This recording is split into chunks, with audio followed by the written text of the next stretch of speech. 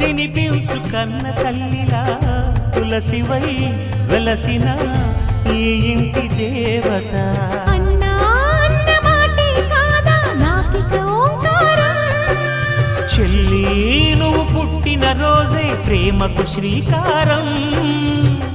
మా ఇల్లు అనురాగ గుడి గోపురం.